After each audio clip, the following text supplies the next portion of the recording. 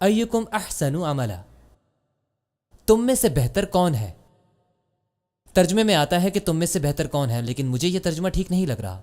इसमें मवाजना किया जा रहा है, इसमें किसी को छोटा या बड़ा नहीं किया जा रहा है। इसमें एक बात हो रही है, कहा जा रहा है अल अहसनु अमला, जैसे बिल अहसरीन अमला। अगर आप ऐसे कहेंगे तो इसका मतलब है इसका आला दर्जा, और अगर आप तारीफ नहीं कर रहे तो इसका मतलब है दो चीजों का मवाजना करना। अच्छा कौन है, अच्छा कौन है अपने कामों में। अच्छा और बेहतर दो अलग अलग चीजें हैं। यानी कोई अच्छा होता है तो सिर्फ एक ही आदमी बहुत अच्छा हो सकता है, दो आदमी कभी भी बहुत अच्छे नहीं हो सकते। बहुत अच्छे का मतलब है पहले नंबर पर।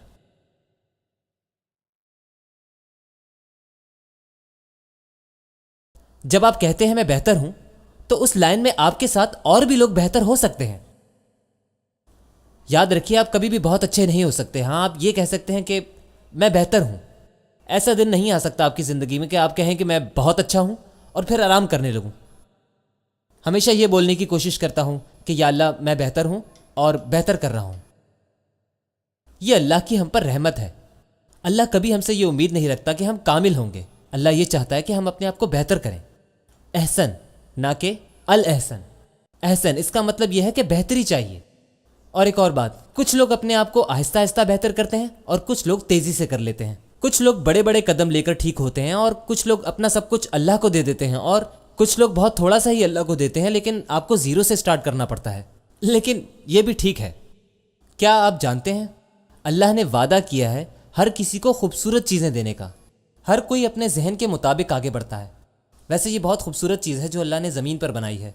जो जिस तरह चाहता है वो अपने आप को उसी तरह बेहतर करे। तो ये कोई अजीब सी बात नहीं है। इसमें यह नहीं लिखा कि मैं अच्छा नहीं हूं तो बस सब कुछ खत्म हो गया। और आप यकीन करें, जिस जगह से मैं आया हूं वहां ऐसी ही बातें होती हैं। ये बातें मैंने बहुत जगह सुनी हैं अलग अलग तरीके से, क्योंकि मैं पाकिस्तानी हूं और इंडिया, साउथ एशिया, यहां भी ऐसी बातें होती हैं। जानते हैं क्यों? क्योंकि जो हमारा तालीमी निज़ाम है वो ही ऐसा है। अगर तुमने सबसे ज़्यादा नंबर नहीं लिए क्लास में, अगर फर्स्ट नहीं आए तो मरो फिर जाके। फ़ायदा क्या? अगर तुम अपनी क्लास में फर्स्ट नहीं आए तो अब तक जिंदा क्यों हो तुम? मुझे अपनी शक्ल मत दिखाना आइंदा। तुम्हारी पढ़ाई पर पैसा इसलिए खर्च कर रहे हैं कि तुम नंबर 2 पर आओ। थू आप समझ रहे हैं ना? आप जानते हैं जो बच्चे इस तरह के एजुकेशन सिस्टम से गुजरते हैं उनका सिर्फ यही मसला होता है, उनको बेस्ट बनना है, यानी सबसे अच्छा बनना है। और उनमें से जो बच्चे सबसे ज़्यादा बेस्ट होते हैं उनके हालात ऐसे होते हैं कि वो किसी और को कुछ समझते ही नहीं। अजीब सी शक्लें बनाते हैं वो। उनको देखकर ऐसे लगता है जैसे कह रहे हो मैं क्लास में फर्स्ट आता हूं, मुझसे कोई बात ना करे। उन्हें इसी चीज का नशा रहता है। और जो दूसरे बच्चे होते हैं वो डिप्रेशन में आकर जहनी मरीज बन जाते हैं। और ये डिप्रेशन सिर्फ आपकी तालीम तक महदूद नहीं रहता, और चीजों में भी मुंतकिल होने लगता है। ये जहनी दबाव आपको हर तरफ से मिलता है। कभी आपके माँ बाप आपको देते हैं, कभी आपकी बीवी की तरफ से आपको मिलता है, कभी मजहबी तौर पर भी आपको ये दबाव महसूस होता है। अपने आप से ही सवाल करते हैं, अगर मैं एक अच्छा मोमिन नहीं हूं तो आगे क्या बात रह जाती है?